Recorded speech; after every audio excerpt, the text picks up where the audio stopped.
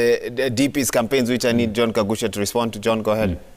Well, first I like the way Honorable Adai uses the word insist, desire, and demand that Raila Odinga runs for presidency. My friend, once you use the demand, then you cancel out insist and desire. And so, well, what I know, Wahiga, is that, and I say this again, and I want to be on record, we have only two presidential candidates in Kenya.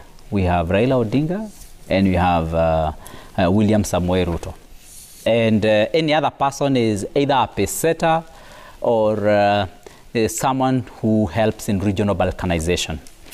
And the use for this is that either... I can't believe you're saying that with Honorable Bui here. I mean, he has a right of reply. I mean, we have either them dwell so much on, because we all know what is happening. I know that small crowd that was so much touted at Karatina. I know how it came about. I know how the Kiambu arrangement was. I know how the how the Meru arrangement was. I even know how the Chaka arrangement was. So really, I wouldn't really want to dwell so much on that, because we know we are there on the ground. Tell us what you know about it. You know, no, Honorable I really don't think that's something that we really so much want to dwell on. And when I talk about this, I'm talking about the Raila Odinga's visit to my region. I know how it was done, and it's not hidden anywhere.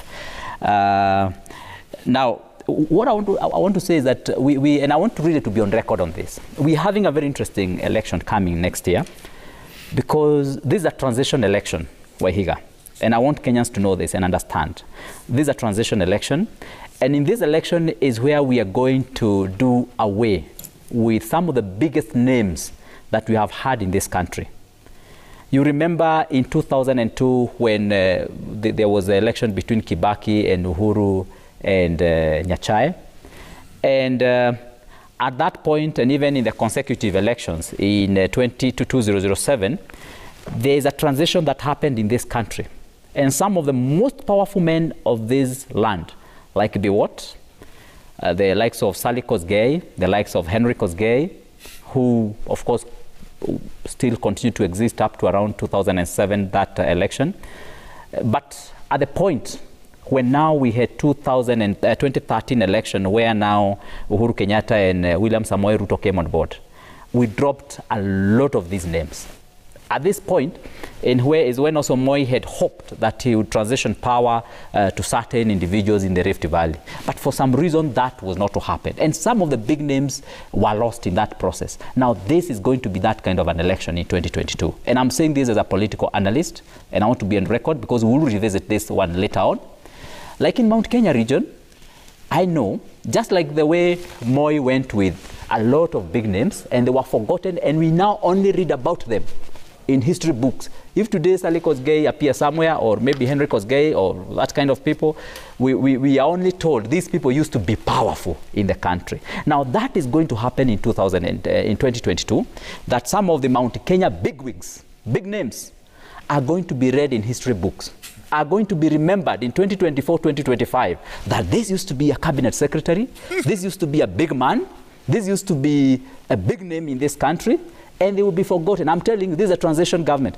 And we are going to get, naturally, some other big new names that are going to come, and they are going to push on for the next, like, 2 or 3 decades. So we are in a very interesting time. So Kenyans are also wondering, why are we having so much confusion? How come it's not clear to anyone how we are progressing as a country and where we are going to end?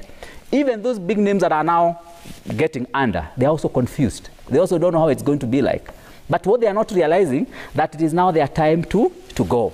In Kikuyu, it's something that they would call itweka, transition, something that comes and washes away some of the big names and brings forth fresh, new blood into the system.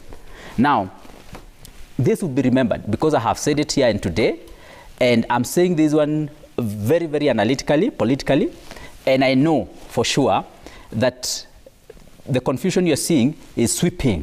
And some of the people are already going, and they can't see it, they can't feel it, but they will only know about it after this election. It's going to be very interesting, and I'm happy to be alive at this time in our political landscape of this country.